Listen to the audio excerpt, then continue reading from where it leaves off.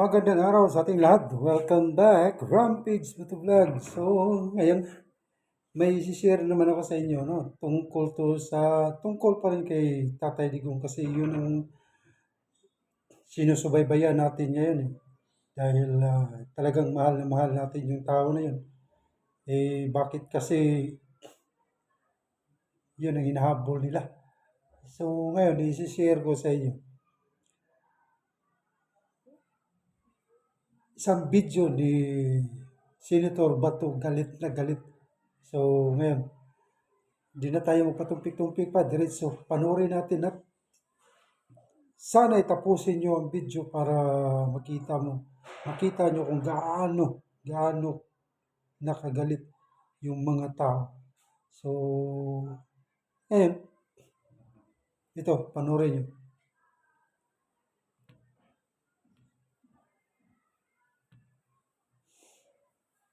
Ni President Marcos, hindi namin ni-recognize ang ICC kasi hindi natin membro. Hindi kami nagko-cooperate sa ICC. Anong ginawang rason ni Pangulong Bongbong Marcos? Interpol! Bullshit! Interpol! Ako! Naging chief PNP ako! Alam ko ano ang papel ng Interpol sa mundo! Huwag niyo akong lukuhin!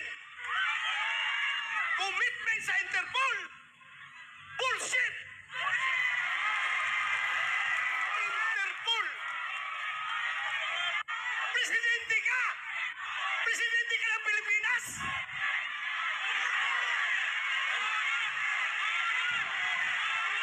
Presidente ka ng Pilipinas!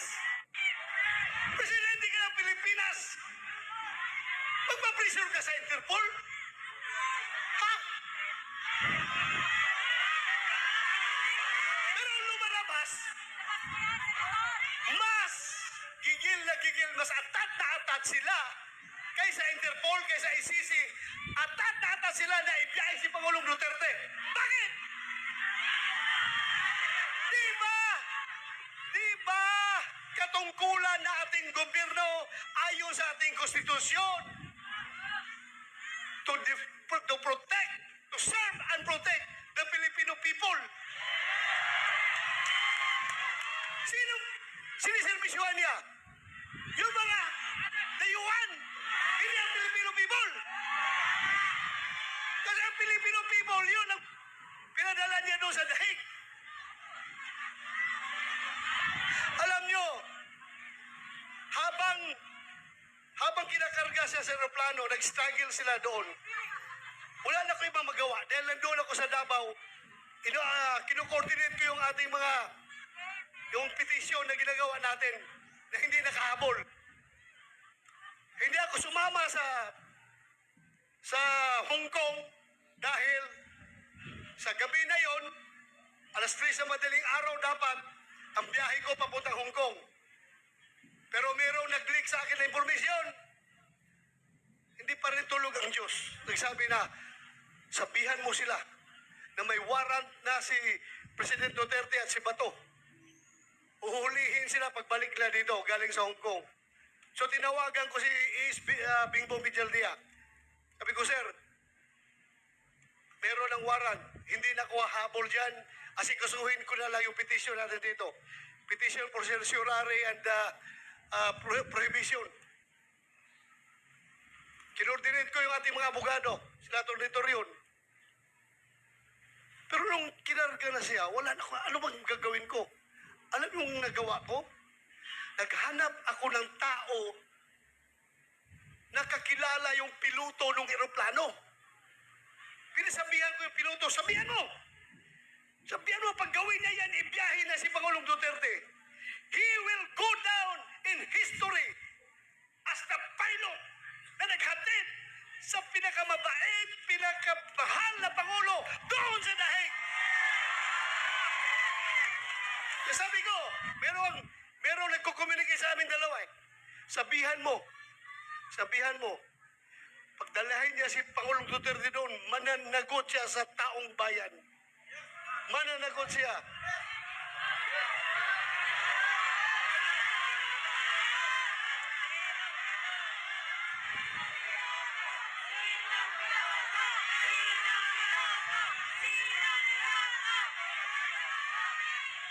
Alam niyo, ang nakakasama ng loob ko. Alam mo yung isang barangay kapitan? Sa barangay kapitan, maliit na barangay. Kausapin mo. Kap, anong tingin mo dito? Tama ba ito? Hindi. Sabi ng kapitan sa'yo, Sir, ikaw naman, sir. Pareho tayong lalaki. Hindi pwede yan, sir. Hindi talaga. Dalawang bisis, ha? Unang bisis, doon sa Bukidnon. Kasi noong 2022 election, kung hindi si Inday Sara makasama sa kanilang rally, kasi mayroong ibang commitment, ako ang nagpo-proxy kay Inday Sara. Kasama kami na sa stage. Siyang kandidato na presidente, ako ang nag-represent kay Inday Sara. Nag-uusap kami doon sa Bukidnon. Alam mo, sabi sa akin, hindi siya papayag na makialam ang ICC sa ating bansa. Hindi pa siya presidente noon. Hindi ba presidente? Pangalawang bisis, presidente na siya. Doon sa Malacanang, inibitahan niya kami. Tinanong ko siya, ano ba itong stand niyo, Mr. President? Pabago-bago. Iba yung sinasabi mo, tapos yung mga tao mo, iba ang sinasabi. Ano ba talaga? Mabuti yung lalaki sa lalaki, sir. Sabi ko, lalaki sa lalaki, sir. Prangkahin mo ako. Para I know what to do. Please, prangkahin mo ako. Sabi niya sa akin, alam mo ba to? Kahit gabuhok mo, kahit wala akong buhok, ha? Kahit gabuhok mo or buhok ni Presidente Duterte, hindi mahawakan ng ICC. Hindi ako mapayag na papasok ang ICC dito. Alam mo, dagdag niya. Kasi, kung papayagan ko yan, alam nyo, kung papayagan ko yan, after ninyo, mga Duterte, ikaw, after sa investigasyon ninyo, baka kami na naman ang isusunod ng ICC. So, naniwala ako. Pero bakit ngayon, yung nagkahiwalay ang unit team, bakit biglang nagbago? Bakit biglang nagbago?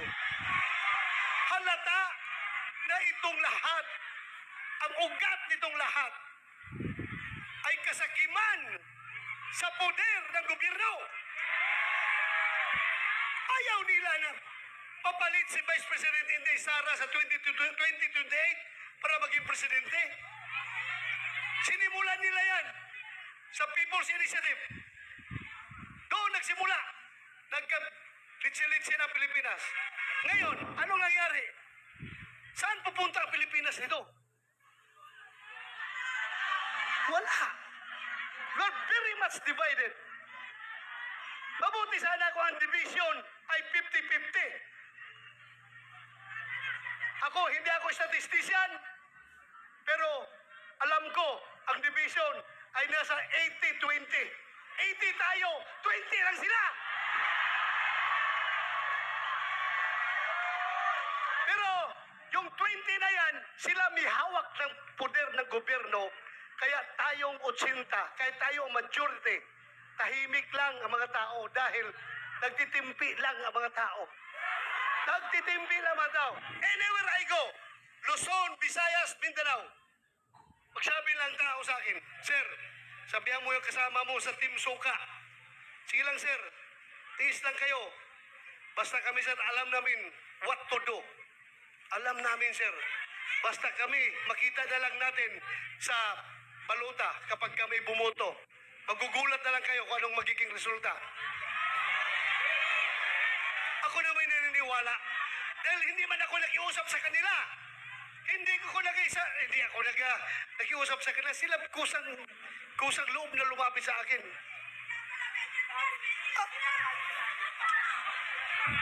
Alam nyo, ang nakakasama pa, ha? Ako, kilala ko at nakasama ko si Pangulong Duterte almost 40 years.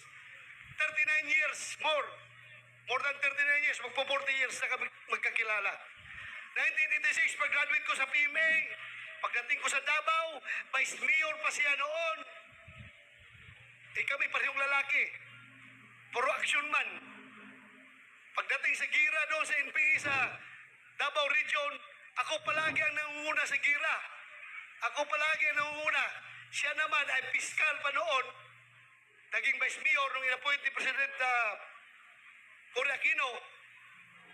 Gusto niyang, pareho kami, parang talagang gusto ng adventure, gusto ng action. Kaya every time meron ako enkwentro, pupunta siya doon, makibalita o ano nangyari. Ay, ito sir, ito. So doon kami nag-start kakilala. Noong kinasal ako 1989, siya ang kinuha naming ninong. At from there on, doon na. Nagsimula ang aming